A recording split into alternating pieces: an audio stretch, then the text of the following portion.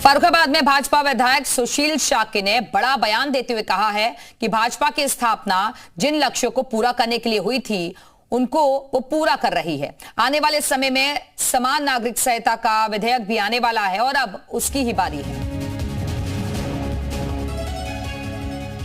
तो इस वक्त की बड़ी खबर फर्रुखाबाद से, जहां भाजपा विधायक सुशील शाक्य ने बड़ा बयान दिया है। उन्होंने कहा है कि भाजपा की स्थापना जिन लक्ष्यों को लेकर की गई थी उसी लक्ष्यों पर सरकार काम कर रही है, हमारी पार्टी काम कर रही है और आने वाले समय में समान नागरिक संहिता का विधेयक भी आने वाला है और अब उसकी ही बारी है। उस समय भी हमारे दो नेता सरकार में थे, माननीय अडवाणी जी सूचना प्रसारण मंत्री और अटल बिहारी वाजपेयी विदेश मंत्री, और उस समय उन दोनों के जो दायित्व थे, जो मंत्री पद का दायित्व था, उसको उन्होंने ऐतिहासिक रूप से निभाया और वो विदेश मंत्री के रूप में और अडवाणी जी सूचना प्रसारण मंत्री के रूप में आज भी याद। और एसएन सिंह साहब बीजेपी प्रवक्ता इस वक्त हमारे से जुड़ गए हैं। सिंह साहब, बहुत स्वागत है आपका। सिंह साहब, लगातार आप लोग ये कह रहे हैं कि जिन लक्ष्यों के साथ आपकी पार्टी आई उसी पर आगे भी बढ़ रही है और एक बयान दिया गया है सुशील शाक्य की तरफ से, जो भाजपा के विधायक हैं। उन्होंने कह दिया है कि हम अपने मोटिव के साथ आगे बढ़ रहे हैं और आने वाले वक्त में जल्दी यूसीसी भी लागू हो जाएगा उत्तर प्रदेश में। सिंह साहब, आवाज मिल रही है आपको? और सपा प्रवक्ता अमित जमई इस वक्त हमारे से जुड़ गए हैं। अमित साहब, बहुत स्वागत है आपका। ये बयान दिया गया है बीजेपी विधायक की तरफ से कि जल्दी अब यूसीसी भी लागू करेंगे। ये देखिए, ये सुशील शाक्य सिर्फ उसी की बात नहीं कर रहे हैं कि यूसीसी होगी। अभी वक्फ जैसे ही वक्फ बिल अभी शक्ति में आया है, आरएसएस का मुख्य पथ ऑर्गेनाइजर, उसमें बताया गया कि अब जो देश में जो चर्च की जमीन है, लाखों करोड़ों की हेक्टेयर जमीन है और सरकार चर्च की तरफ बढ़ेगी। भारतीय जनता पार्टी जो है, सिवाय पथभ्रष्ट होने के, उसके पास ना कोई उत्तर प्रदेश में विकास का एजेंडा है, ना कोई डेवलपमेंट का एजेंडा है, ना इन्वेस्टमेंट का एजेंडा है। भाई देखिए, ये कानून सब आते आते रहते हैं, लेकिन सरकार जब से आई है 17 के बाद से, आप जरा सोचिए ना, कोई एक ऐसा त्योहार, होली, दिवाली, ईद, बकरीद, क्रिसमस, कोई चैन से बीता है? कोई त्योहार ऐसा नहीं है कि जिसमें तनाव पैदा ना होता। क्या सुबह अगर तनाव होगा, टूट होगा, तो इन्वेस्टमेंट आएगा? पीस नहीं होगी ना, शांति नहीं होगी तो कुछ नहीं होगा। विधायक परेशान है भारतीय जनता पार्टी का, उनका मंत्री परेशान है, तो पुलिस उसकी बात को नहीं सुन रहा है। हर दिन ऐसी जघन्य हत्या की घटनाएं, रेप कांड की घटनाएं, महिलाओं की जो सुरक्षा का पूरा मामला है। सरकार बेलगाम है ये सरकार। ठीक है अमीर साहब, आप बने रहिएगा। अवनीश त्यागी जी भी हमारे से जुड़ गए हैं बीजेपी की तरफ से।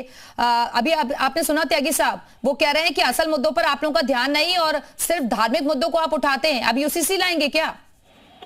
नहीं, देखिए, भारतीय जनता पार्टी हर वो कानून लाएगी, हर वो काम करेगी जिसमें जनता का फायदा हो, देश का फायदा हो, समाज का फायदा हो, गरीब का फायदा हो और हर वर्ग का फायदा हो। ऐसा कोई कानून लाए, कोई कदम उठाए, कोई योजना बनाए, सब पे भारतीय जनता पार्टी काम करेगी और कानून बनाएगी।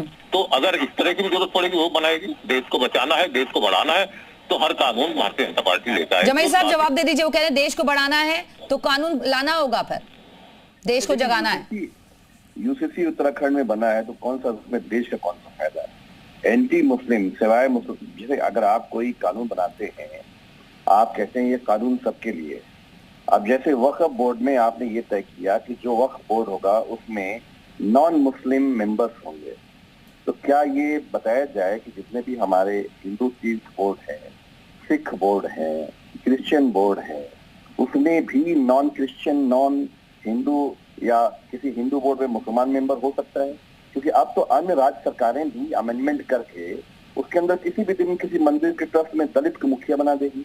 क्या हमारे भाजपा के दोस्त जो आपसे अभी इस वक्त बात कर रहे हैं, क्या उनको ये बात पसंद आएगी? ये यूनिफॉर्म लॉ नहीं है। आपने एक ऐसा रास्ता खोला है कि सिवाय उत्तर प्रदेश और देश में तनाव के, तो आपने कह दिया कि मुसलमान बोर्ड में हिंदू रहेगा, सिख रहेगा, कोई भी आ सकता है। तो आपके वोट में कोई क्यों नहीं अब वो सरकार नहीं है जो सरकार का मुखिया ये कह देता हो कि हम 1 रुपया भेजते हैं और 15 पैसे नीचे पहुंचता है। अब अगर 1 रुपया ऊपर से जा रहा है तो नीचे गरीबों तक, आम आदमी तक 1 रुपया लग रहा है। जितना पैसा जा रहा है त्यागी साहब वो कह रहे हैं कि अब कोई ऐसा फेस्टिवल नहीं जाता, कोई त्योहार नहीं जाता जहां पर तनाव ना हो।